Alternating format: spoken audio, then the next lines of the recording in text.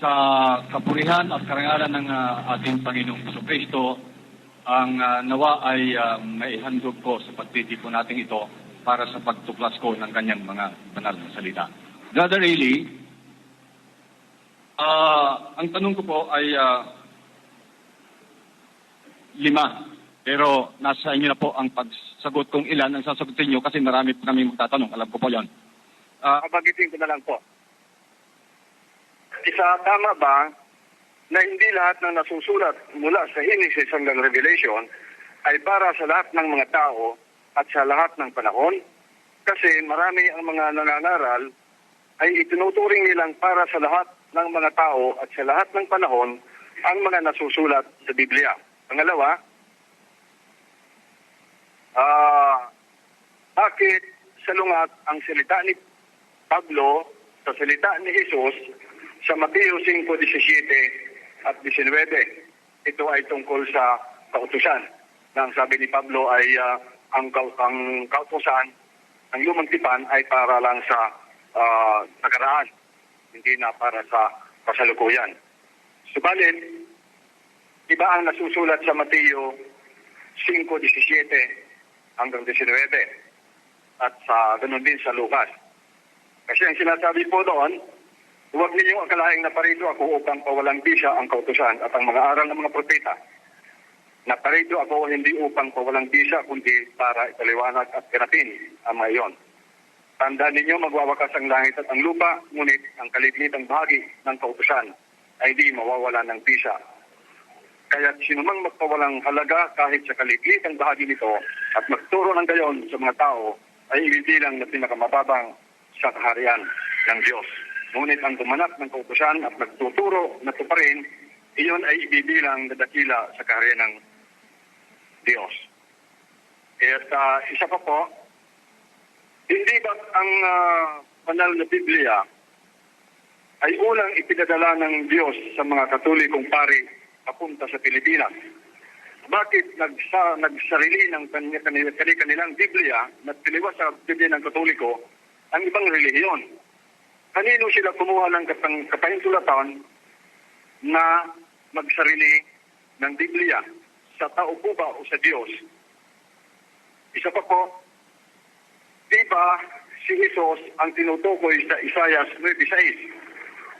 Kung tama po ito, siya na ipanganganak ay ang makapangyarihang Diyos, walang hanggang Ama.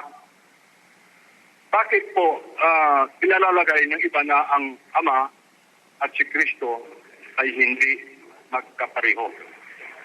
Magkaiba sila.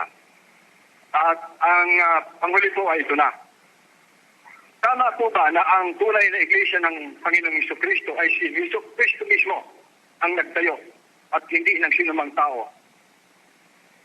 Ayon sa Mateo 16:18, nasabi niya, itatayo ko ang aking iglesia. At ang tunay na iglesia ito ay itinayo noong unang bahagi ng ika-4 na dekada. Year 31 to 35, unang bahagi ng ika-4 na dekada. So, ang tunay na iglesia ng Panginoon, lumalabas yata na itinayo ng Panginoon noong kanyang kapanahunan at hindi nung wala na siya. Isa pa, ang tunay na iglesia ito ay lumalabas na itinayo sa Israel at hindi nagsimula sa alinmang mga bansa sa Amerika, Europa, Asia o Australia. Lalo na sa Pilipinas, parang hindi dito nagsimula. Kasi hindi naman si Kristo nangaral sa mga bansang ito, liban sa Israel. Kaya kung wala ng tatlong anugat na taon, lugar at tao ang iglesyang ito na nasusulat sa Biblia, baka lumalabas na ang ibang relihiyon hindi nagsimula sa Israel noong kapanahunan ng Panginoon. Na si Kristo mismo ang tayo, lumalabas na hindi sila ang tunay na iglesia. Maraming salamat po. Salamat sa tanong nyo, salamat sa pagdalo kapatid. napakagandang mga katanungan dahil it makes sense, it sounds sense. It is always my delight na masagot yung ganitong mga tanong. Una-una kapatid, ang tunay na relihiyon kung ang pag-uusapan natin sa ating panahon. Sa ating panahon. I emphasize on that. Hindi pwedeng sa Israel manggaling.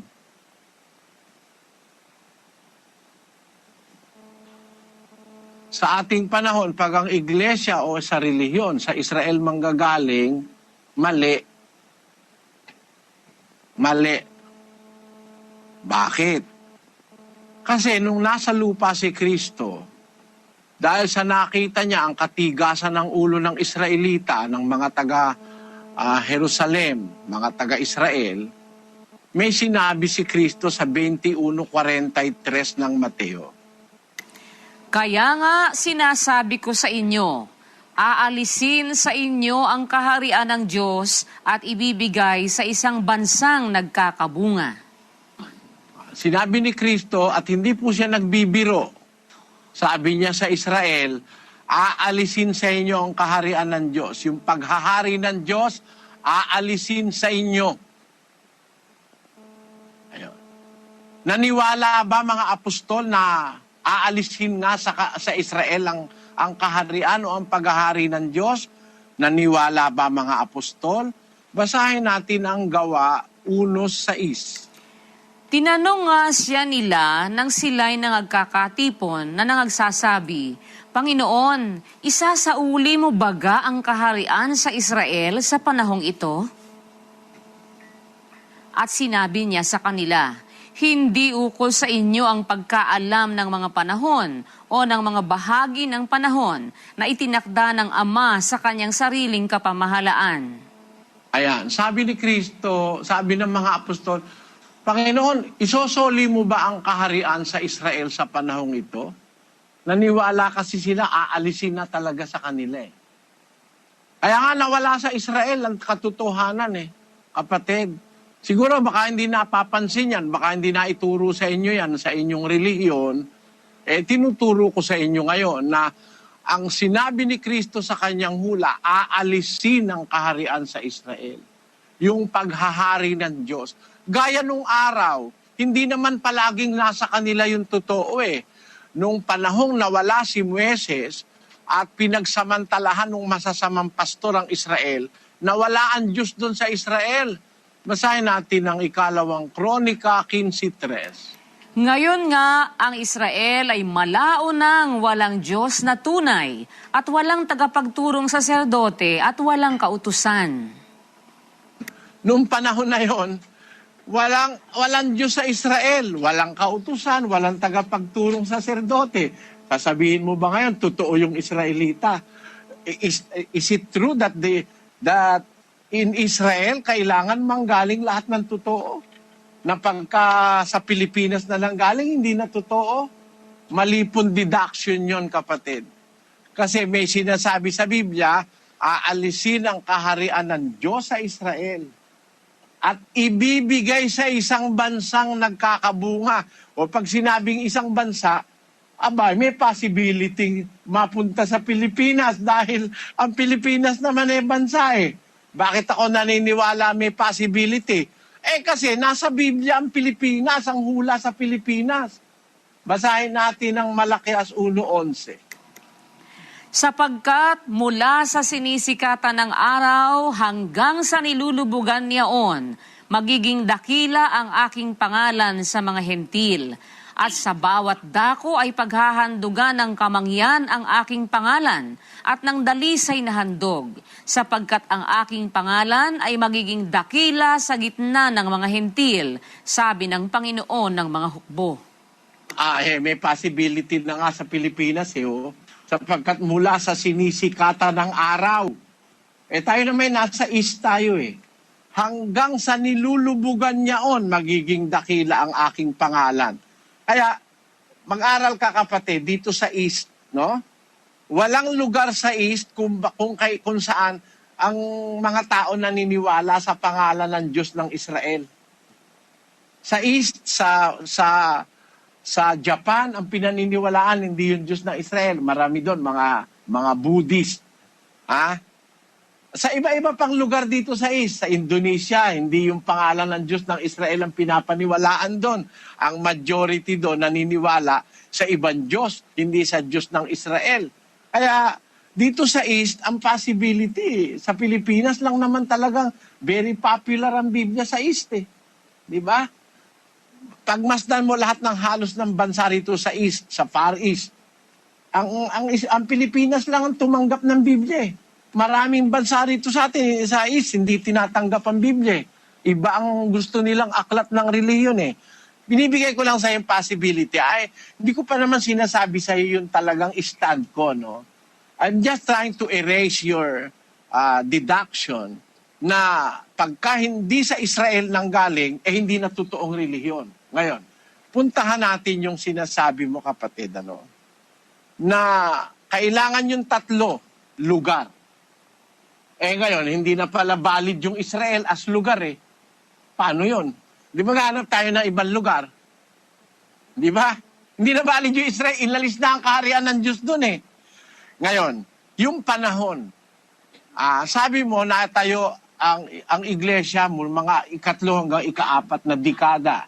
Tama ka ron, kapatid. Natayo ito sa 30 taon ng buhay ni Kristo. It may have happened in the 3rd and the 4th decade of our common era. Tama po yun. Wala po akong tutol doon. Sino po ang nagtayo? Ang nagtayo po ang Diyos. Si Kristo po, kasangkapan lang ng Diyos. Hindi siya nagtayo. Kasi pagka susunod ka doon sa thinking na si Kristo ang nagtayo, you will succumb to the deduction of Manalo na ang iglesia ni Kristo. Kasi si Kristo nagtayo eh. Pero basahin natin ang Mateo 16:18. At sinasabi ko naman sa iyo na ikaw ay Pedro, at sa ibabaw ng batong ito ay itatayo ko ang aking iglesia. At ang mga Sasalita dyan, Sis Luz? Po, ang nagsasalita po dito, ang Panginoong Hesukristo po. Pero, Ang nagsasalita dyan, ang Panginoong Hesukristo.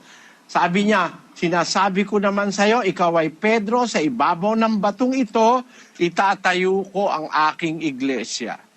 Sino ba ang nagsasalita? Si Kristo. Talungin natin si Kristo. Panginoon Kristo, yan sinasabi mo na yan, ano ba ibig sabihin yan? Basahin natin sa 12:49 ng Juan.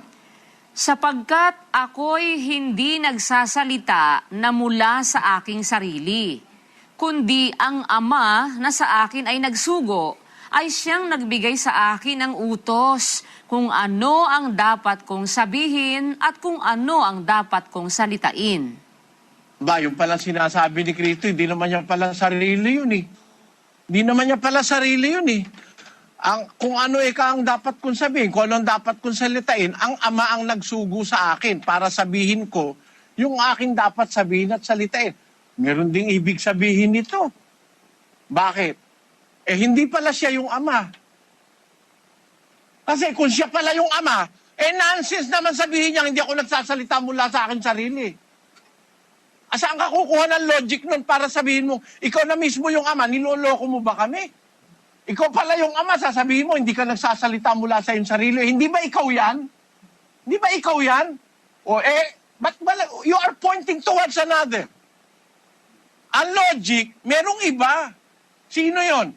Yung Amang nagsugo sa akin. Siya pala'y sinugo. O tanungin natin siya, ikaw pala'y sinugo ng Ama, ikaw din ba yung Ama? Basahin natin sa 13:16 ng Juan. Katotohanang sinasabi ko sa inyo, ang alipin ay hindi dakila kaysa kanyang Panginoon, ni ang sinugo man ay dakila kaysa nagsugo sa kanya. Katotohanan yan, doble katotohanan yan, no? Multiplied eh. The verily, verily I say unto you, katotohanan sinasabi ko sa inyo, ang alipin hindi dakila kaysa kanyang Panginoon, ni ang sinugo man ay dakila kaysa nagsugo sa kanya. Aba, iso palang Panginoon Kristo may itinuturo pang mas dakila sa kanya. Sino yon? Basahin natin kung sino yung mas dakila. Sa 14:28 ng Juan. Narinig ninyo kung paanong sinabi ko sa inyo, papanaw ako at paririto ako sa inyo.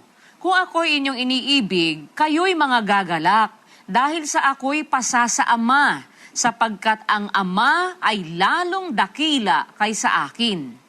Aba, saan ka naman kukuha ng logic kung siya rin yung Ama? Ha? Mas dakila sa akin yung Ama. Ano ba logic nun? Siya pala rin yung Ama. Mas dakila sa sinasabi niya, mas dakila yung kanyang Ama. At sabi niya, paparoon ako sa Ama. Sino paparoonan niya kung siya rin yung Ama? Bakit naman pag nananalangin siya, titingala pa siya sa langit, siya rin pala yung Ama? Sino ba siya? Basahin natin ng Mateo 3:16-17. At nang mabautismuhan si Jesus, pagdakay umahon sa tubig. At narito, nangabuksan sa kanya ang mga langit. At nakita niya ang Espiritu ng Diyos na bumababang tulad sa isang kalapati at lumalapag sa kanya. At narito, ang isang tinig na mula sa mga langit na nagsasabi, ito ang sinisinta kong anak na siya kong lubos. Siya pala yung anak. Eto napakaliwanag naman Tatlong kalagayan, tatlong persona, tanggapin na natin yung salitang persona o person, sa magkakaibang lugar, sa magkakaibang pag-instance. Sa isang instance, sa magkakaibang lugar. In one instance, in different places. Yung anak, si Jesus, nasa ilog ng Jordan, binabautismoan ni Juan. Nung mabautismoan siya, nabuksan yung langit. Nakita niya yung Espiritu Santo bumababa. O di bumababa, ibig sabihin, nasa pagitan na ng langit at saka ng ilog ng Jordan. Samantalang bumababa yung Espiritu Santo, may nagsalita sa taas. Sabi nung nagsalita, ito sinisinta kong anak, di yun yung Ama. Sino yung binabautismo ni Juan? Yung anak. Di magkakaiba, in one instance, in three different places. Yung Ama nasa langit, yung Espiritu Santo bumababa parang kalapati, yung anak nandito sa lupa, sa ilog ng Jordan, binabautismohan ni Juan. Magkakaiba. Sabi nung anak ngayon, yung ama ko lalong dakila kaysa akin. Basahin naman natin yung 9:6 ng Isayas. Pakinggan nyo. Sapagkat sa atin ay ipinanganak ang isang bata, sa atin ay ibinigay ang isang anak na lalaki, at ang naman pala'y maliwanag naman, hindi naman tayo maliligaw Sa atin, kanino? Sa Israel. Hindi naman tayo kasali dyan nung sa salita na yan Sa atin ay ipinanganak ang isang bata. Hindi naman pinanganak sa Pilipinas si Kristo Dapat ganun tayo kung mag-aral Huwag natin isasama yung sarili natin pag hindi talaga tayo kasama. Sa atin ay ipinanganak ang isang bata. Saan ba pinanganak si Kristo? Sa Israel. Katunayan natin na siya sa Israel pinanganak.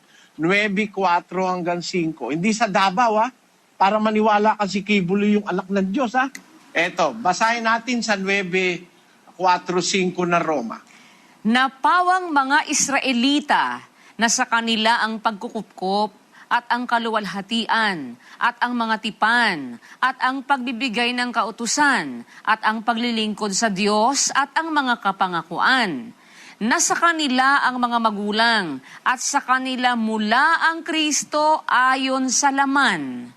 Yan, sa Israelita pala nagmula ang Kristo ayon sa laman. Sa lahi ni David, ipinanganak siya sa Bethlehem ng Judea, kay Maria at saka kay Jose. Ngayon, maliwanag na. Sa atin ibinanganak ang isang bata. Tapos, anong sabi kasunod? Sislus. Sa atin ay ibinigay ang isang anak na lalaki. May nagbigay. Iba yung ibinigay sa nagbigay. O sa ibinigay sa nagbigay, di ba?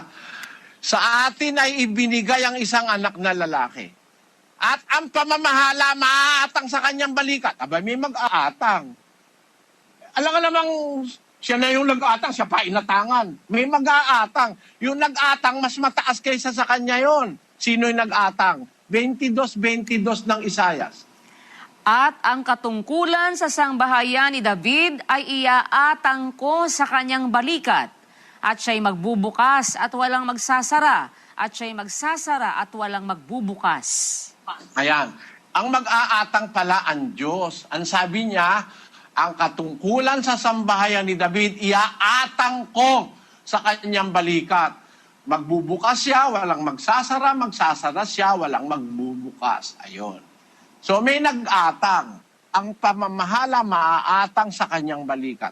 At ang kanyang pangalay tatawaging kamangha-mangha, tagapayo, makapangyarihang Diyos, walang hanggang Ama, prinsipe ng kapayapaan. Hindi naman pala sinabing, ang kanyang pangalay tatawaging kamangha-mangha, tagapayo, Diyos na makapangyarihan sa lahat. Wala naman palang ganun eh. Nakalagay lang, makapangyarihang Diyos. Pero hindi siya yung makapangyarihan sa lahat. Bakit? Basahin natin ang 15:24 ng unang Korinto. Kung magkagayoy, darating ang wakas, pagka ibibigay na niya ang kaharian sa Diyos, sa makatwid bagay sa Ama. Pagka lilipulin na niya ang lahat ng paghahari at lahat ng kapamahalaan at kapangyarihan, sapagkat kinakailangan siya'y maghari, hanggang mailagay niya sa ilalim ng kanyang mga talampakan ang lahat niyang mga kaaway. Ang kahuli-hulihang kaaway na lilipulin ay ang kamatayan, sapagkat kanyang pinasuko ang lahat ng mga bagay sa ilalim ng kanyang paa. Datapwat kung sinasabi ang lahat ng mga bagay ay pinasuko, ay maliwanag na itinangi yaong nagpasuko ng lahat ng mga bagay sa kanya. At kung ang lahat ng mga bagay ay mapasuko na sa kanya, kung magkagayoy, ang anak rin ay pasusukuin naman sa nagpasuko ng lahat ng mga bagay sa kanya, upang ang Diyos ay maging lahat sa lahat. Aba, pati naman pala yung anak eh. Isusuko pa rin sa Ama eh. Diyan lang nagpapakitang magkaiba yung anak at saka yung Ama eh. Sapagkat darating ang wakas, pagka ibibigay na niya ang kaharian sa Diyos sa makatwid bagay sa Ama. Pagka lilipulin na niya lahat ng paghahari, lahat ng kapamahalaan at kapangyarihan sapagkat kinakailangan siya'y maghari hanggang mailagay niya sa ilalim ng kanyang mga talampakan ang lahat niyang mga kaaway. Ang kahuli-hulihang kaaway na lilipulin ay ang kamatayan. Sapagkat kanyang pinasuko ang lahat ng bagay sa ilalim ng kanyang paa. Datapwat, kung sinasabing ang lahat ng bagay pinasuko, maliwanag na itinangi yaong nagpasuko ng lahat ng bagay sa kanya. At kung ang lahat ng mga bagay mapasuko na sa kanya, kung magkagayon, ang anak rin ay pasusukuin naman sa nagpasuko ng lahat ng mga bagay sa kanya upang ang Diyos ay maging lahat sa lahat. Kaya, nakabukod talaga yung Ama, iba yung anak, kapatid. Yan ngayon ang ibig kong sabihin. Yung Isaias 9:6, tama yun. Si Kristo'y makapangyarihang Diyos, pero hindi siya yung makapangyarihan sa lahat. Siya'y ibinigay, iba yung nagbigay. Inatangan siya ng tungkulin, iba yung nag-atang. Yan ang dapat nating mapansin dyan. We do not take it out of context. Dapat tingnan natin yun, kunin natin dun sa konteksto na hindi kinukuha natin out of context. Yung iba, maraming nagbabasa ng Biblia, kinukuha out of context. Ngayon, dun din sa kaso na yon, nagkamali ang iglesia ni Manalo. Sabi kasi ni Kristo, tatayo ko aking iglesia. Kaya daw iglesia ni Kristo. Tanungin mo si Kristo para malaman mo yung malalim na dahilan, hindi naman pala siya nagsasalita sa ganang kanyang sarili. Kung anong gustong ipasabi ng Ama, sinasabi niya. Bakit ganon?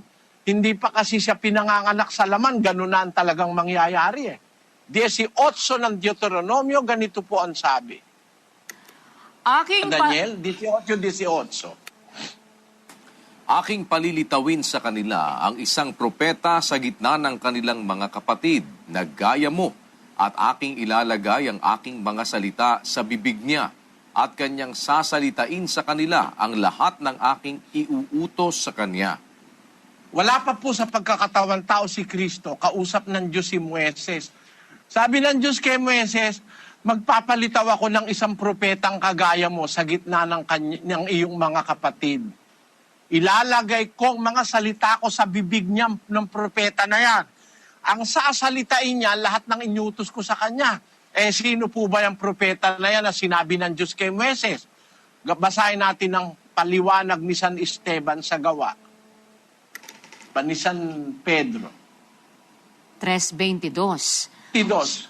Tunay na sinabi ni Moises, ang Panginoong Diyos ay magtitindig sa inyo ng isang propetang gaya ko mula sa gitna ng inyong mga kapatid. Siya ang inyong pakinggan sa lahat ng mga bagay na sa inyo'y sasalitain niya. Ayan, sa 22. At upang kanyang suguin ang Kristo na itinalaga sa inyo na si Jesus. Ayun, yung propeta palang hinuhulaan sa panahon pa ni Moises na ilalagyan ng Diyos ng kanyang salita sa bibig niya, si Jesus ang Panginoon Kristo, yung anak. Ngayon, nung nagsabi si Jesus, sa ibabaw ng batong ito, tatayo ko aking iglesia. Iglesia niya ba yung itatayo niya para maging iglesia ni Kristo? Napakamaling interpretasyon. Salita ng Amang Diyos yun. Kaya nga ang sabi ni Pablo sa kanyang paliwanag sa 3:4 ng Ebreo, ganito. Sapagkat ang bawat bahay ay may nagtayo, tatapwat ang nagtayo ng lahat ng mga bagay ay ang Diyos. Ang Diyos ang nagtayo ng iglesia eh. Ang Diyos. Aking iglesia, sabi ng Diyos. Kaya kung basahin mo sa Biblia, 12 talata ng Bagong Tipan ang nakasulat, iglesia ng Diyos. Hindi iglesia ni Kristo. Bakit? Kasi sa Diyos yun eh. Siya nagtayo. Ano naging papel ni Kristo? Si Kristo ang kasangkapan. Gaya ng sabi mo po, kapatid, tamang-tama ka po ron. Hindi lahat ng sinasabi ng Diyos para sa lahat ng tao. May sinasabi ang Diyos para sa isang partikular na panahon, sa isang partikular na tao. Bakit? Nagsasalita ang Diyos sa pamamagitan ng iba't ibang medium. Sa panahon natin, nagsalita siya sa pamamagitan ni Kristo para sa ating panahon. Pero iba yung sinabi ni Moises para sa kanyang panahon. Pakinggan nyo, sa Ebreo 1:1 hanggang 2. Ang Diyos na nagsalita ng unang panahon sa ating mga magulang sa iba't ibang panahon at sa iba't ibang paraan sa pamamagitan ng mga propeta ay nagsalita sa atin sa mga huling araw na ito sa pamamagitan ng kanyang anak na siyang itinalaga na tagapagmana ng lahat ng mga bagay na sa pamamagitan naman niya'y ginawa ang mga panahon. Ayan, ang Panginoon Kristo pala, ang tagapagsalita ng Ama ngayong panahon natin, kapatid. Ang Diyos pala nagsalita nung unang panahon sa mga magulang, sa iba't ibang panahon, sa iba't ibang paraan. Kaya mayroong utos siya sa magulang, mayroong utos siya sa patriarka, may utos siya sa Israelita, na may utos siya sa panahon natin. Magkakaibang panahon, magkakaibang utos, magkakaibang paraan. Pakinggan nyo, kapatid. Sa Levitico 11:1 hanggang 6, ganito ang sabi. At sinalita ng Panginoon kay Moises at kay Aaron na sa kanila'y sinasabi, inyong salitain sa mga anak ni Israel na inyong sabihin, ito ang mga bagay na may buhay na inyong makakain sa lahat ng mga hayop na nasa lupa. Alinmang may hati ang paa na baak at ngumunguya, sa mga hayop ay inyong makakain. Gayon may huwag ninyong kakanin ang mga ito sa mga ngumunguya o doon sa mga may hati ang paa. Ang kamelyo, sapagkat ngumunguya, ngunit walang hati ang paa, karumal-dumal nga sa inyo. At ang kuneho, sapagkat ngumunguya, datapwat walang hati ang paa, karumal-dumal nga sa inyo. At ang liebre, sapagkat ngumunguya, datapwat walang hati ang paa, karumal-dumal nga sa inyo. At ang baboy, sapagkat may hati ang paa at baak, datapwat hindi ngumunguya, karumal-dumal nga sa inyo. Karumal-dumal pa yung baboy. Kanino? Sa Israel. Ayaw ipakain ng Diyos sa Israel. Tinawag niya si Moises, si Aaron, sinabi sa Israel. Sabi mo sa Israel, ito, wag silang kakain ito. Kamelyo, baboy, wag nilang kakainin yan. O, tingin mo, karumal-dumal. Sa Israel yan, tanungin natin ng Diyos. Diyos, Sa panahon po ba ni Noe, bawal ang baboy? Tanungin natin ng Diyos. Saan sagot ng Diyos ganito? Sabi niya kay Noe, 9:1 ng Henesis. At binasbasa ng Diyos si Noe at ang kanyang mga anak. At sa kanila'y sinabi, kayo'y magpalaanakin at magpakarami at inyong kalatan ang lupa.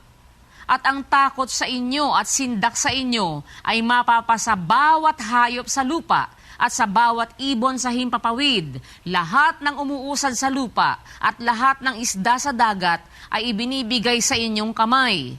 Bawat gumagalaw na nabubuhay ay magiging pagkain ninyo. Gaya ng... Kita mo, naku, wala palang bawal kay Noe. Kasi may utos sa kanya eh. Magpakarami kayo, kalatan nyo buong lupa. Naku, magandang medium ng pagpaparami ang baboy eh. Pagka gusto mong maging maano ka, pagka magpapakarami ka, binawal mo ang baboy, magkukulang ka ng sustansya. Ang sabi sa Biblia, sabi kay Noe, magpakarami kayo, wawalo sila eh. Kalatan nyo buong lupa. Ngayon, yan ang utos kay Noe, hindi sa atin utos yan.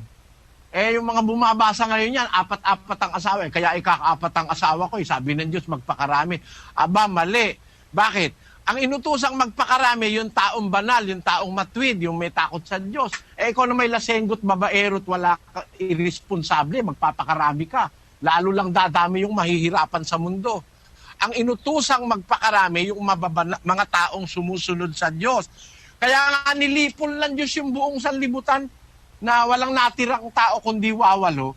Kaya nga nilipol yung lahat dahil masasamang tao. Kung ang gusto ng Diyos, basta dumami lang ang tao, ba't naman lilipulin niya pa yon? Ba't niya nilipol masasama? Ang ibig sabihin nun, ang gusto ng Diyos dumami, yung mabubuting tao kagaya ni Noe. Ngayon, para dumami, lahat ng gumagalaw na may buhay, ibinibigay kong magiging pagkain ninyo. Bawal bababoy kay Noe? Hindi eh. Kahit nga bayawak, pagka gusto ni Noeng kainin, pwede eh. Kahit nga ulupong, kinakain sa Pampanga eh. Nako, gustong-gusto ng mga Kapampangan yung ulupong. Napakamandag nun, ano? Aalisin nila yung kamandag, kain na. Nako, kain na lang kainan. Kaya ang lakas dumami ng Kapampangan eh, di ba? Ano ibig kong sabihin? Hindi naman pala bawal kay Noe, yung bawal sa Israel.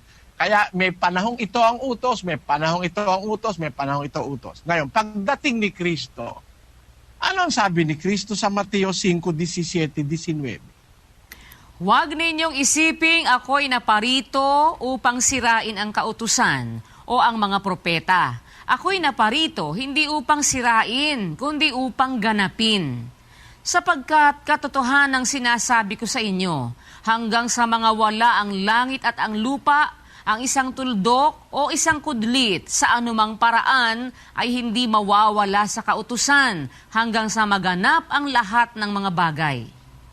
Kaya, ayan, wala naman palang mawawala sa kautusan eh.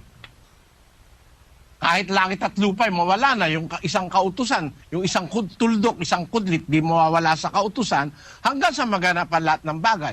Ano ibig sabihin? Totoo naman yun eh. Hanggang ngayon nga, intact yung kautusan ng Diyos kay Noe. Magpakarami kayo. Gumawa ka ng daong, sabi niya kay Noe, ganito ang taas, ganito luwang, ganito haba, sisiksikan mo ng sahig. Nandyan intact yan eh.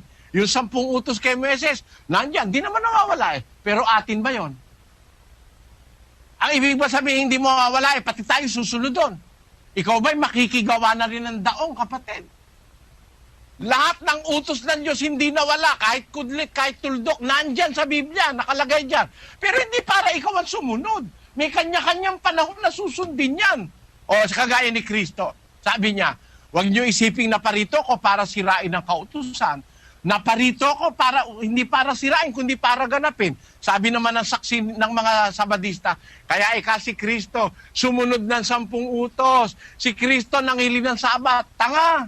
Hindi ganun ang ibig sabihin ni Kristo ron. Na, siya susunod sa 10 utos. Basahin nga natin, para kanino ba ang 10 utos? Basan. Sabi ni Pablo ganito, 1:9 ng Timoteo. Yamang nalalaman ito na ang kautusan ay hindi ginawa dahil sa taong matwid, kundi sa Para kay Kristo yan eh. Para kay Kristo ba yung kautusan? 10 utos? Nalalaman ito. Sino nakakaalam? Si Pablo, tsaka ako. Pinapaalam ko sa inyo. Nalalaman ito na ang kautusan hindi ginawa dahil sa taong matuwid. Yung 10 utos, hindi pala para kay Kristo yun. Para kanino? Tuloy natin, kapatid na Daniel. Yamang nalalaman ito na ang kautusan ay hindi ginawa dahil sa taong matuwid, kundi sa mga walang kautusan at manggugulo, dahil sa masasama at mga makasalanan, dahil sa mga di banal at mapaglapastangan, dahil sa nagsisipatay sa ama at sa nagsisipatay sa ina, dahil sa mga mamamatay tao, dahil sa mga nakikiapid, dahil sa mga mapakiapid sa kapwa lalaki, dahil sa mga nagnanakaw ng tao, dahil sa mga bulaan, dahil sa mga mapagsumpa ng kabulaanan, at kung mayroon pang ibang bagay laban sa mabuting aral. Nakita mo, kapatid, kaliwa-liwanag eh. Ang kautusan hindi ginawa para kay Kristo. Hindi ginawa ang 10 utos para kay Kristo. Ang Sabat hindi ginawa para kay Kristo. Ang Sabat ginawa para sa tao. Hindi naman tao si Kristo. Hindi naman siya manggugulo. Hindi naman siya mamamatay. Sasabihin mo ba kay Kristo, huwag kang papatay? Sabi ng Sabadista, sabi ng Panginoon, na parito ako hindi para labagin ng kautusan, hindi para sirain, kundi para tuparin. Ba, ibig sabihin ng Sabadista, ipapatupad nila kay Kristo, huwag kang papatay, huwag kang mangangalo niya, huwag kang magnanakaw. Yun ba sasabihin mo kay Kristo? Para kay Kristo ba yun? Malaking estupido ka nun. Pag sinabi mong para kay Kristo yun.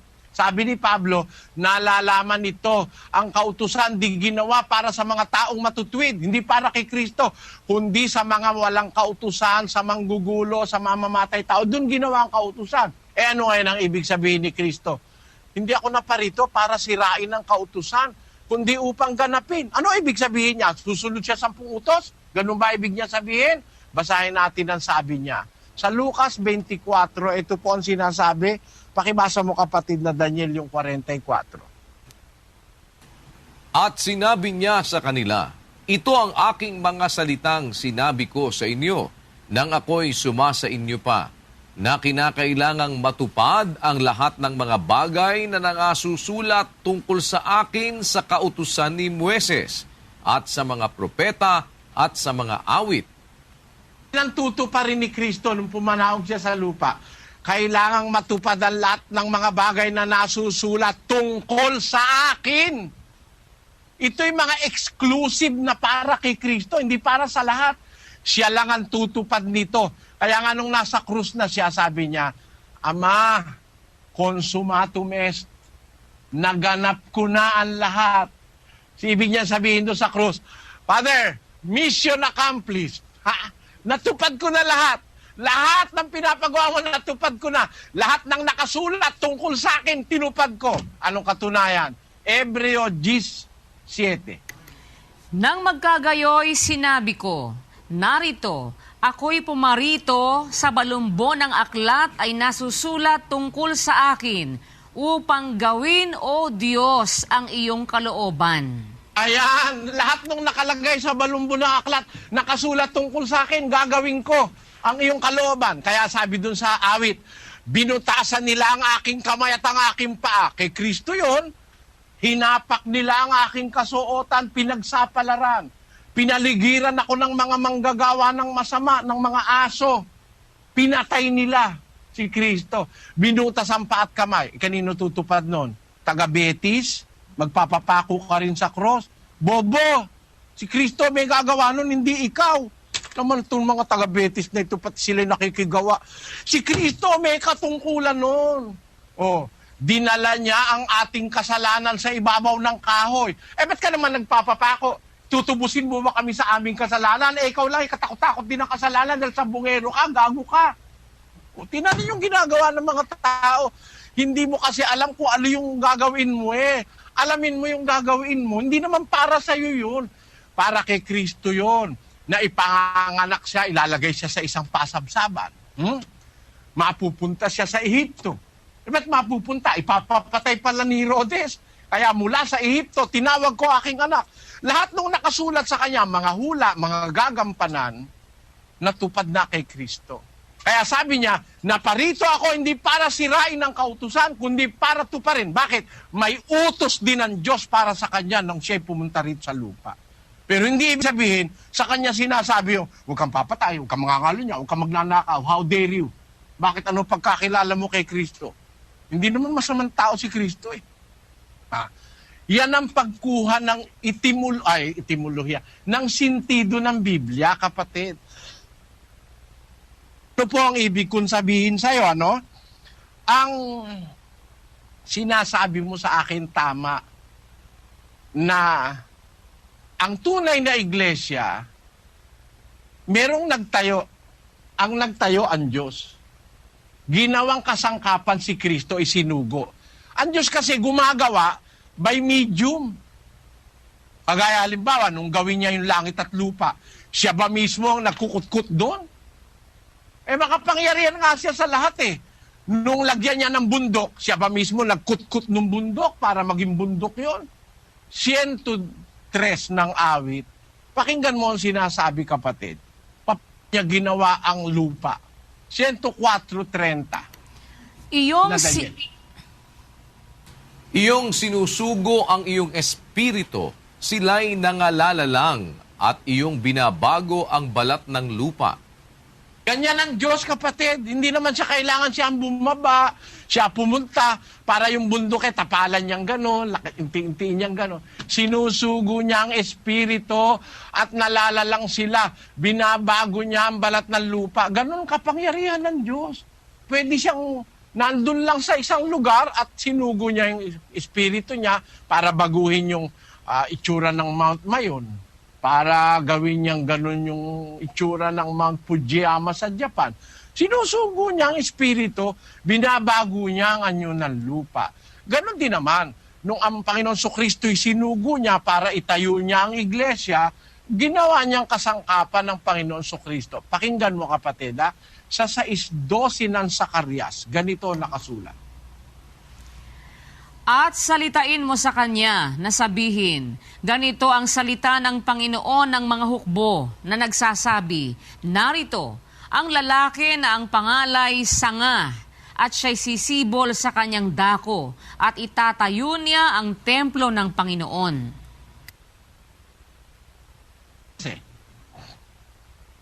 Sa makatwid bagay, kanyang itatayo ang templo ng Panginoon, at siya'y magtataglay ng kaluwalhatian, at mauupo at magpupuno sa kanyang luklukan, at siya'y magiging saserdote sa kanyang luklukan, at ang payo ng kapayapaan ay mapapasapagitan nila kapwa. Merong hinuhulaan na isang lalaking ang pangalan ay sanga. Hindi si Ellen G. White ito babae yun Lalaki ito Ang pangalan niya sanga, tisibol siya sa kanyang dako. Siya ang itatayo niya ang templo ng Panginoon. Hula ito sa pagtatayo ng iglesia. Kakasangkapanin ng Diyos yung isang lalaki na ang pangalay sanga. Saan manggagaling? 23 ng Jeremias. Narito, ang mga araw ay dumarating, sabi ng Panginoon, na ako'y magbabangon kay David ng matuwid na sanga, at siya'y maghahari na gaya ng hari, at gagawang may kapantasan, at magsasagawa ng kahatulan at kaganapan sa lupain. Manggagaling pala yung sanga kay David. Sanga. Sino ba yung kinatuparan niyang hula na yan? Nakakasangkapanin ng Diyos para magtayo ng templo ng Panginoon. Basahin natin ang Apokalipsis 22:16. Akong si Jesus ay nagsugo ng aking anghel upang sa inyo'y magpatotoo ng mga bagay na ito sa mga iglesia. Ako ang ugat at ang supling ni David, ang maningning na tala sa umaga. Pala yung sanga ni David si Kristo. Kaya si Kristo ang kinasangkapan ng Diyos para magtayo ng templo o yung iglesia. Ang templo yan ang iglesia. Basahin natin ang unang Korinto 3. Versikulo 16. Hindi ba ninyo nalalaman na kayo'y templo ng Diyos at ang Espiritu ng Diyos ay nananahan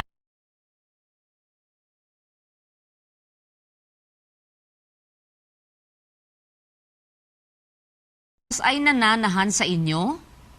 Bini Pablo sa iglesia sa Corinto, di nyo ba alam kayo ang templo ng Diyos at ang Espiritu ng Diyos ay nananahan sa inyo? Kaya ang iglesia po, yan ang templo. Yung hinuhulaan na magtatayo ng templo ng Panginoon, palilitawin ng Diyos isang sanga. So kasangkapan yon. Yung sanga na yon si Kristo, galing kay David. Kaya yung iglesyang sinasabi mo kapatid, totoo na ang nagtayo nun ang Diyos, kinasangkapan si Kristo. Saan natayo yon? Sa Jerusalem. Tapos nung matayo sa Jerusalem, pinag-usig.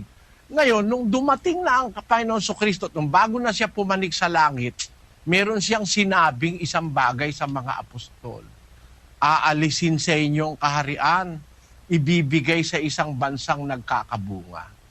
Kaya mawawala yung katotohanan sa Israel eh. Kaya nung maniwala ang mga apostol na aalisin, nagtanong, Panginoon, sosoli mo ba ang kaharian sa Israel sa panahong ito? Sabi ni Kristo, hindi ukol sa inyong makaalam ng mga panahon o bahagi ng panahon na itinakda ng Ama sa kanyang sariling kapamahalaan. So, meron pong paunang salita si Kristo, mawawala ang kaharian ng Diyos o ang paghahari ng Diyos sa Israel. Pagka sinabi mo ngayon, kapatid, na ang tunay na relihiyon sa Israel ang manggagaling at mag-uumpisa nung 3 dekada, mali ka na po doon, kapatid. Bakit? Yung relihiyong natatag nung 3 dekada at yung paghahari ng Diyos sa Israel, nang andun si Kristo, pagpanik niya sa langit, ipinagpaunan ni Kristo, mawawala doon. Mawawala. Tama yung obserbasyon mo sana. Ang tunay na relihiyon, hindi dapat manggaling sa Europa, hindi dapat manggaling sa Roma, hindi dapat manggaling kahit saan. Ang Roma nasa Europa rin eh. Kaya lang, sabi mo sa akin, hindi ba ang mga paring Katoliko ang nagdala ng Biblia sa Pilipinas? Mali ka ron, kapatid. Ang dalang Biblia ng mga pare, maling Biblia. Bakit mali? Ang dala-dala nila yung galing sa Vulgata Latina. Ang original na Biblia, yung Griego at saka yung Hebreo yung Biblia. Yung Vulgata Latina, nung 4th century yon. Ika-4 na siglo lang ginawa yon. Yung isinali ng Biblia sa Latin, ang nagsalin si Jerome ba? Si Jerome yun? Pakilagay. May mga discrepancy dun sa dala ng Katolikong Biblia. Hindi yun ang eksakto eh. Meron pang mas matandang Biblia kaysa dun sa dinala ng Katoliko sa Pilipinas. Ang mas matanda yung tinatawag nating Oxyrhynchus Papyrus that dates back to the 3rd century. Yung Latin Vulgate na pinagkunan ng Iglesia Katolika ng kanilang paniniwala ay salin ni Saint Jerome noong ika-4, mga huling bahagi ng ika-4 na siglo. Malapit nang matapos ang ika-4 na siglo. Basahin na nga natin, kapatid na Daniel, please. The information about the Vulgate. The Vulgate is a late 4th century Latin version of the Bible and largely the result of the labors of Saint Jerome, who was commissioned by Pope Damasus in 382 to make a revision of the old Latin translations. By the 13th century, this revision had come to be called the Versio Vulgata, that is the commonly used translation, and ultimately it became the definitive and officially promulgated Latin version of the Bible in the Roman Catholic Church. Yan ang Biblia na Iglesia Katolika, yung Latin Bible. Kaya kung mapapansin mo nung araw, kapatid, sa Pilipinas man, pati ang misa natin dito, Latin. Kamakailan lang binago na pwede na magmisa sa Tagalog, dati Latin. Kasi yung mga papa sa Roma, nag-stick sa Latin. Yun pala namang sa Latin na yun, na hindi mo masalat ang katotohanan doon. Dahil yun pala ay maraming maling pagkakatranslate. If we have to go further, we have to rely on most ancient manuscripts na hindi pa napopollute, hindi pa napapalit-palitan. Kasi may mga nagpapalit eh. And there are older translations than the Latin version. Yung kagaya ng Oxyrhynchus Papyrus, yung Codex Sinaiticus, that dates back to as far as the 3rd century of our common era. Kaya ang totoo kapatid, hindi ang Katoliko nagdala rito sa atin ng tunay na bersyon ng Biblia. Ang daladala nila yung bersyon na maraming mali. Maraming mali sa pagkakasalin, yung Latin Vulgate. Mas tama yung galing sa Greek at yung galing sa Hebrew because the Bible was originally written in the Hebrew and in the Greek language. Kung maibabalik mo ang iyong pananaw doon sa nakaraan. Kaya yung paniniwala na para bang ang Katoliko may dala ng katotohanan, naku po, katakot-takot na kamalian ang dinala ng Katoliko rito sa atin. Pagsamba sa Diyos-Diyusan, yung aral sa purgatorio, aral tungkol sa limbo, na wala sa Biblia. At ngayon, may pruweba na ako. Inaamin na nila na wala talagang limbo. 500 taon tayong pinaniniwala, meron limbo. Na ang bata, pag hindi nabinyagan, ay pag namatay, mapupunta sa limbo. Kaya ang mga Pilipino, kumahog na pagkapanganak ng bata, mapabinyagan. Walang pera, nangutang. Para makakuha ng kumare, kumparit, makapaghanda, nangutang yung mga Pilipino para pabinyagan yung bata. Yung pala naman hindi totoong may limbo. Nung araw, yung nakaraang 500 taon, meron talaga limbo. Ito ang sabi ng Catholic Dictionary tungkol dyan sa limbo.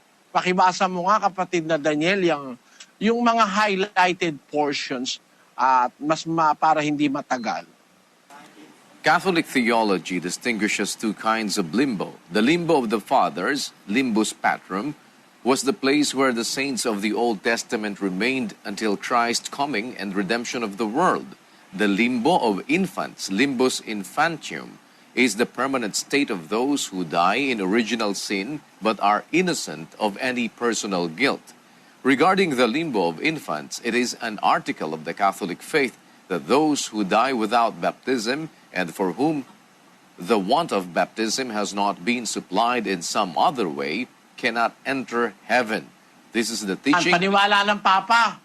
Mga papa, lahat ng papang nagdaan, mahigit 200 papa yun na merong limbus infantium na ang mga batang hindi nabinyagan ay pupunta dun sa limbo, hindi makakapunta sa langit. Ngayon, ano sabi nung kasalukuyang papa ngayon? Pakibasa mo kapatid na Daniel yung limbo tungkol dun sa sabi nung papa dun sa nung pumunta po ako sa Inglaterra, nakakuha ako ng isang kopya nito. Buti na lang nakakuha ko. Ito po ang sabi dito. Thursday, October 5, 2006, Metro. Limbo does not exist, says Pope. Pope Benedict the 16th will tomorrow announce he is scrapping the centuries-old Roman Catholic concept of limbo. According to church teachings, limbo is home to the souls of children who die without being baptized. It is a state between heaven and hell. But the Pope will instead say that unbaptized children go to heaven. The move follows a meeting at the Vatican this week of 30 senior church figures who are part of the powerful International Theological Commission. Pope Benedict has long opposed the idea of limbo despite it being part of Catholic thought since the Middle Ages. He revealed his views in 1984 when he was Cardinal Joseph Ratzinger. It is linked to the cause of original sin, he said then. But many babies die because they are victims. The new doctrine brings Catholicism in line with Islam, which also believes that all children go to heaven. The move may help the Pope repair relations with the Muslim world. You see? Pagkatapos ng 500 taong panluloko sa Pilipino na may limbo, wala pala naman talagang limbo. Ngayon nga, hindi ka mahihirapan may computer na Pabasa mo, Brad Mel, ang buong Biblia sa computer, pahanap ka kahit isang salitang limbo. Tingnan mo nga, kapatid na Mel. Opo, kapatid na Eli. Ito po mga kababayan ng resulta po ng paghahanap ng computer. Mabilis na mabilis pong maghanap ang computer. Buong Biblia, hinanap ng computer ang salitang limbo. Ito po ang resulta.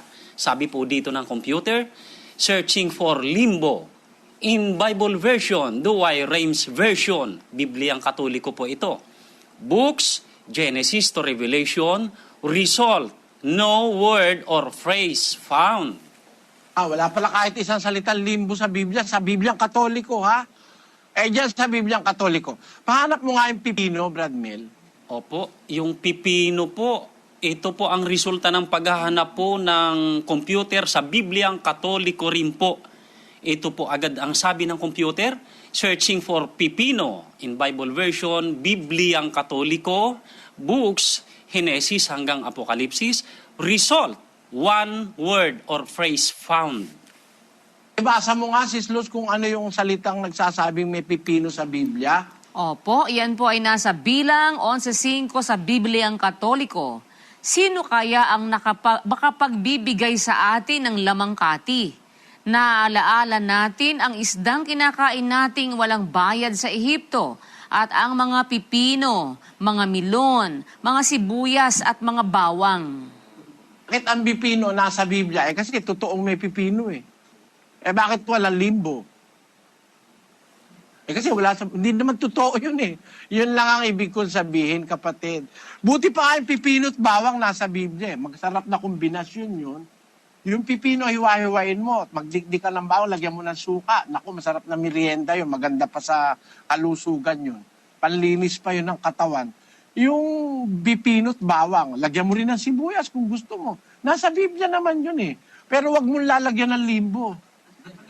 Masama. Hindi totoo yan limbo. Ayon sa Biblia. Ang ibig kong sabihin, kapatid, ganun din naman yung sinasabi mo sa akin na ang Biblia, dala-dala rito ng paring Katoliko, tapos ngayon nagkaiba-iba na ng Biblia. Hindi totoo yan. Lumaganap kasi ngayon ng kaalaman. Natuklasan yung Dead Sea Scroll. Ang Dead Sea Scroll natuklasan noong 1947. Nung pumunta ang Katoliko rito, 1521. 400 taon ang pagitan bago natuklasan yung Dead Sea Scroll. Yung mga kasulatang mas matatanda pa kaysa sa mga Biblia na natuklasan ng Katoliko. Kaya para sabihin mo na ang nagdala ng Biblia sa Pilipinas, ang Katoliko, napakamaling informasyon yan. May dala silang Biblia pero hindi yung pinakatamang Biblia. May mas tama pa na yan nakarating sa atin at our modern age dahil sa salita, sa kapangyarihan ng salita ng Diyos. Basahin natin ang 12:4 ng Daniel, kapatid na Daniel. Ngunit ikaw, O Daniel, isara mo ang mga salita at tatakan mo ang aklat hanggang sa panahon ng kawakasan. Marami ang tatakbo ng paruot parito at ang kaalaman ay lalago. Sa panahon pala ng kawakasan, kapatid, maraming tatakbo ng paruot parito, ang kaalaman lalago. Lalago pala ang kaalaman ng tao sa panahon ng kawakasan. Alin ang isang kaalamang lalago sa panahon ng kawakasan? Sa 9 hanggang 10. At sinabi niya, yumaon ka ng iyong lakad, Daniel, sapagkat ang mga salita ay nasarhan at natatakan hanggang sa panahon ng kawakasan. Marami ang lilinisin at papuputiin at dadalisayin. Ngunit ang masasama ay gagawa na may kasamaan at wala sa masasama na makakaunawa. Ngunit silang pantas ay mga kakaunawa. Yan, ito ngayon ang gusto kong pansinin mo, kapatid, dyan sa Kainta. Sabi ng hula ng Diyos, sa mga panahon ng kawakasan, pag malapit ng magwakas ang mundo, maraming tatakbo ng paruot parito, ang kaalaman lalago. Kaya ngayon, lumago ang kaalaman, nakakuha ang mga tao ng mga kasangkapan para maghukay ng maghukay. Ngayon, yung archaeology, maraming kaalaman, nakakuha ng mga, bino mo, nakatuklas sila ng bahagi ng Biblia that dates back to 120. Malapit na malapit sa panahon ni Kristo at ng mga apostol. Pakita ko sa iyo, kapatid, yung kopya ng fragment ng Biblia. Nakita nila. Basahin mo nga yan, kapatid na Daniel, yung P52 fragment of the Gospel of St. John. P52 is the oldest known manuscript fragment of the New Testament. Description, language, Greek, medium papyrus. Approximate date, 120 to 150 CE. Place of discovery, Egypt. Date of discovery, current location, John Rylands Library, Manchester, England. Manuscript number P52. Manuscript family, Alexandrian. Sa paglago ng kaalaman, pati yung mga matatandang salin ng Biblia, natuklasan eh. Kaya nga nung pumunta ako sa Europa, nagkaroon ako ng pribilehiyong makita ko yung isa sa pinakamatatandang Biblia sa mundo. Yun yung tinatawag na Codex Sinaiticus. Nakita ko mismo sa akin dalawang mata, merong Bibliang mas tama kaysa sa Biblia ng Katoliko na Latin Vulgate eh. Kasi yung mga Biblia na yan, nakasulat sa Greek at saka Hebrew. Ngayon, ang ibig kong sabihin, kaya ko sinasabi ito sa iyo, kapatid, kung sinabi ng Daniel 12:4, lalago ang kaalaman, maraming tatakbo ng parot parito. Kaya maraming pwedeng magdala ng Biblia sa iba't ibang lugar eh.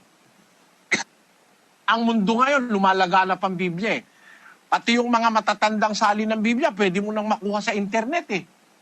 Pati yung mga retrato niya, mga photocopy, no? Tapos, ang isa pang hula sa panahon ng kawakasan, yung aklat na nakasara, mabubuksan. Nakasara aklat, nakatatak hanggang sa panahon ng kawakasan.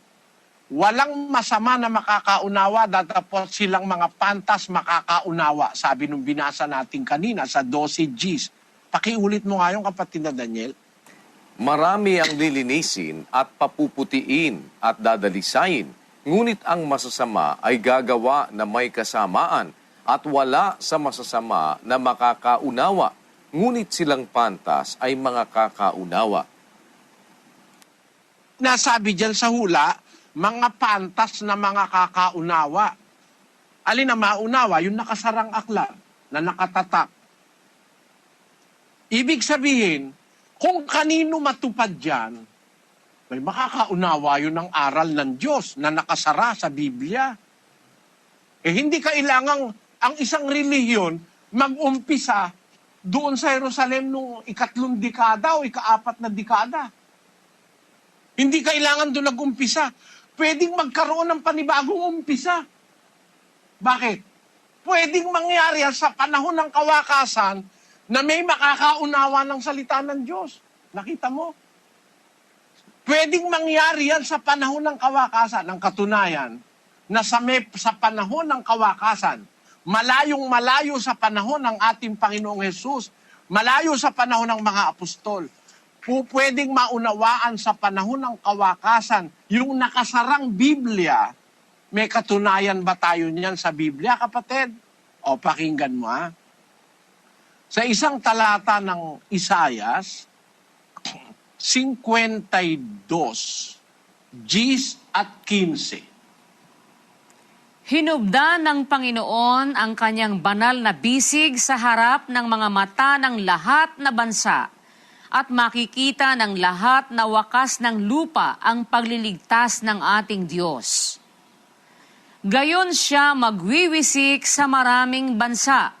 Ang mga hari ay magtitikom ng kanilang mga bibig dahil sa kanya, sapagkat ang hindi nasaysay sa kanila ay kanilang makikita, at ang hindi nila narinig ay kanilang mauunawa.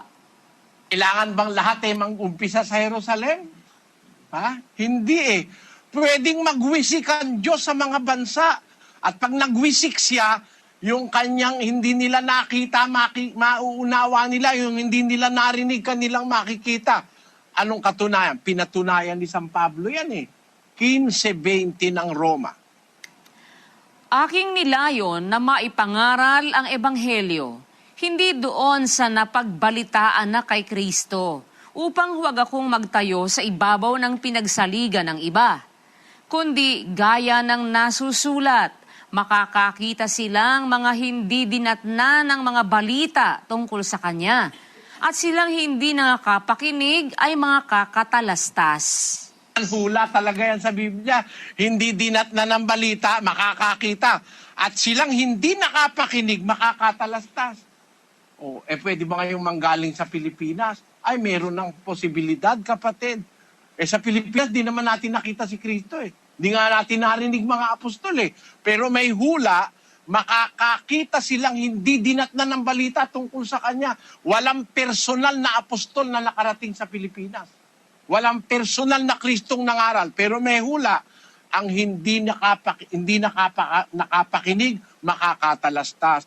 Ang hindi dinatnan ng balita, makakakita. Kung halimbawa, nakita ko, wala naman ako narinig na apostol. Hindi ko naman nakita si Kristo.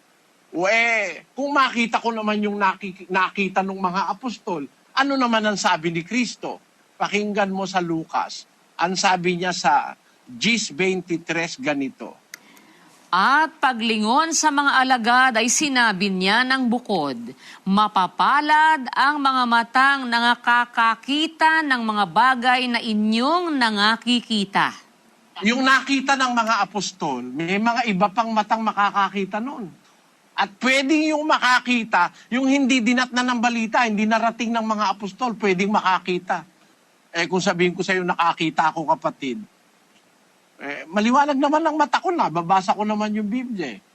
Ang masasabi ko lang, yung nakita ko, hindi nakikita ng iba. Pero nakita ko na pwedeng ang katotohanan manggaling hindi sa Jerusalem. Bakit? Kasi inalis na rin yung kaharian ng Diyos eh. Ibibigay sa isang bansang nagkakabunga. Ang Pilipinas may bansa. Bansa. So open ang hula sa Pilipinas. Bansa ang Pilipinas eh. Ang katunayang may possibility sa Pilipinas mag-umpisa yan, sa Isaias 24:15. Pakinggan mo, kapatid, ha?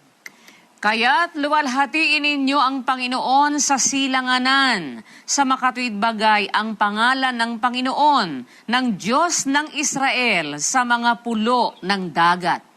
Tamo, sa silanganan, sa mga pulo ng dagat, maluluwalhati ang pangalan ng Diyos ng Israel. Sa silanganan, sa mga pulo ng dagat. Ang Pilipinas na may talagang nasa silanganan.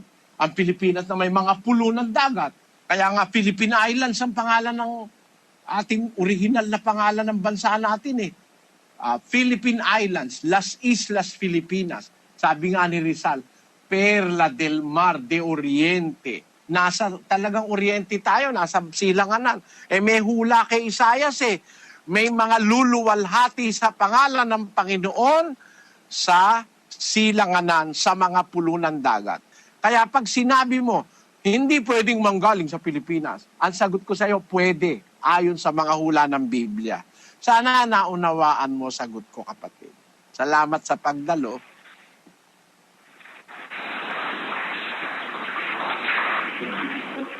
Okay.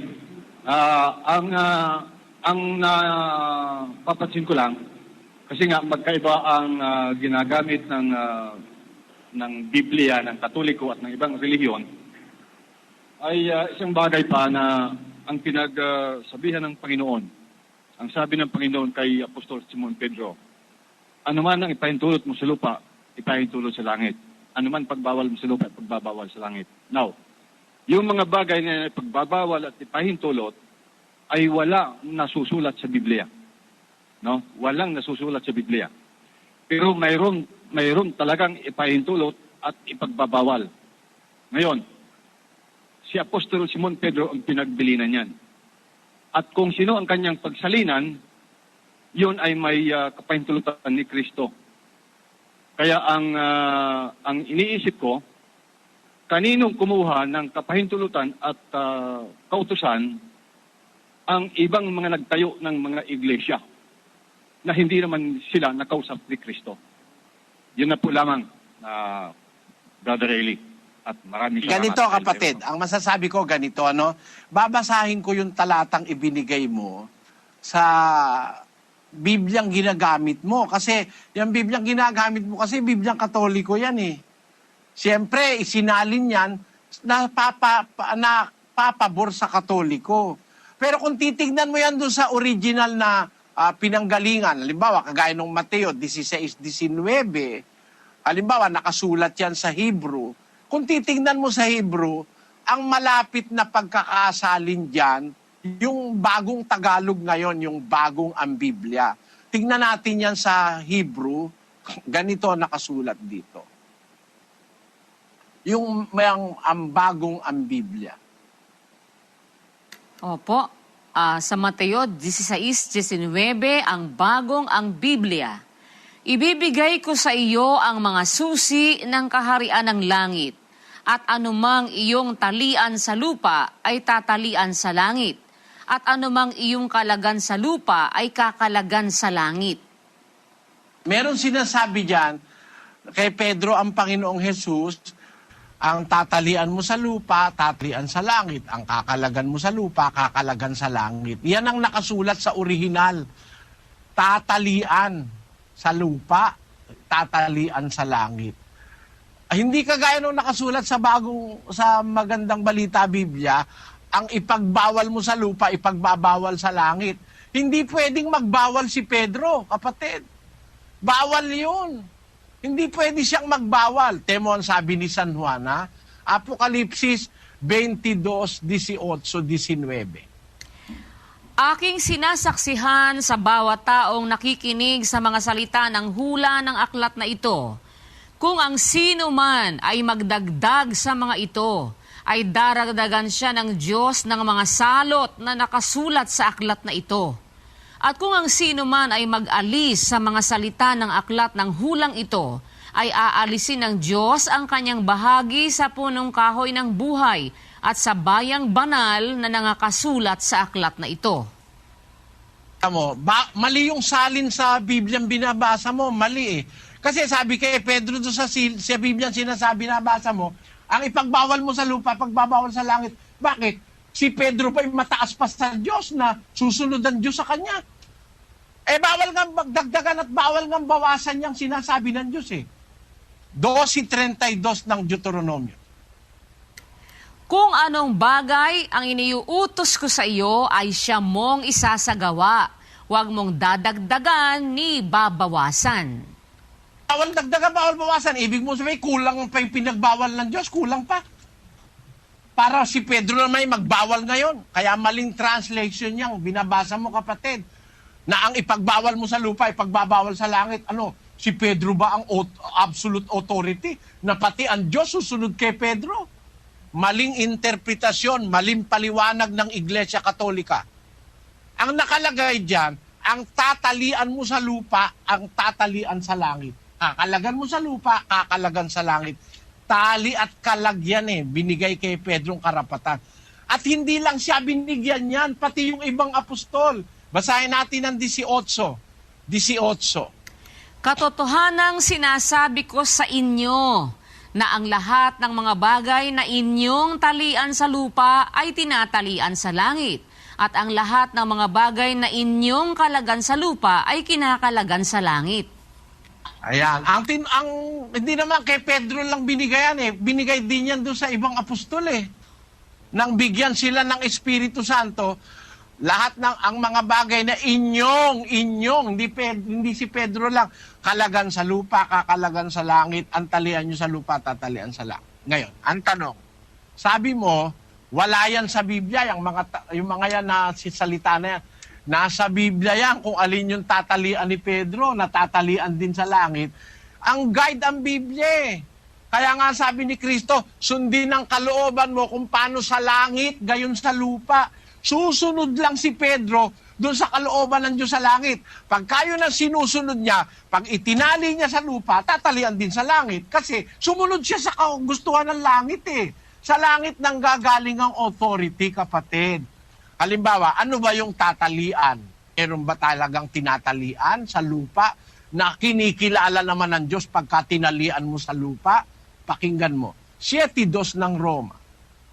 Sapagkat ang babae na may asawa ay itinali ng kautusan sa asawa samantalang ito ay nabubuhay. Datapwat kung ang asawa ay mamatay ay kalagna sa kautusan ng asawa. Isang paraan na dapat magawa ni Pedro, tatalian niya yung mag-asawa. Ang ipantatali niya yung kautusan. Kasi ang mangangaral, dala-dala mo yung kautusan, tatalian mo yung mag-asawa. Kayo, nagkakagustuhan. Talaga bang kayo na? O kung talagang sila ay nangangako sa Diyos na silang talaga dalawa na, wala nang iba pa, o talian mo na ng kautusan. Pag tinali mo sila rito, kinikilala na ng langit na talagang natalian na sila. Hindi naman sabihin, wala naman yan dito, wala. Hindi pwedeng wala. Hindi tayo pwedeng humigit sa Biblia na magbabawal ka pa ng bukod sa binawal ng Diyos o kaya magpapahintulot ka ng bukod sa ipinahintulot ng Diyos. Ang Diyos ay eksakto. Hindi nang huhula. Eksakto ang Biblia. Walang kulang dyan. Ang tatalian mo, kung ikaw si Pedro o kaya yung mga apostol, ang tatalian mo, yung pinapatalian. Ngayon, sabi mo, wala na si Pedro. Sino nagbigay ng karapatan sa mga tao ngayon? Halimbawa, ako. Sino nagbigay ng karapatan sa akin? Para ako magtali. Halimbawa, para ako magkasal. Sino nagbigay ng karapatan? Ang nagbibigay ng karapatan sa atin, yung ating pagkaunawa dun sa bagay na ating ginagawa, 4:17 ng Santiago. Sa nakakaalam nga ng paggawa ng mabuti at hindi ginagawa, ito'y kasalanan sa kanya. Alam mo kapatid, yung kaalaman, nagbibigay ng karapatan yun para gawin mo yung isang bagay. Halimbawa, alam mo itong mabuti.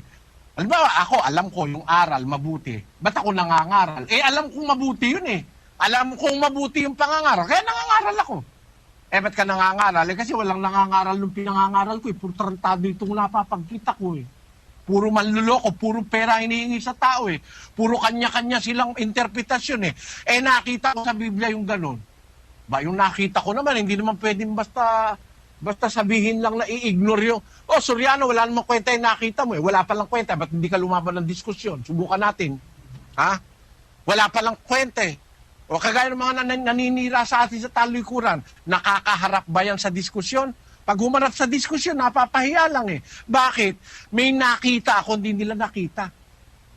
Katuparan ng hula sa Biblia, makakakita silang hindi dinatnan ng balita tungkol sa kanya at ang hindi nila narinig, kanilang maunawa. Nakakita ko. Ba't paano ako nakakita? Sabi ng Diyos magbiwisik siya sa mga bansa. Siguro, nawisikan ako sa Pilipinas Bansa yun nawisikan ako. Pwede ba naman sabihin mo ngayon, hindi pwede basta sa Pilipinas. Mali ka dyan, kapatid. Yan ang ibig kong sabihin. Sana naunawaan mo.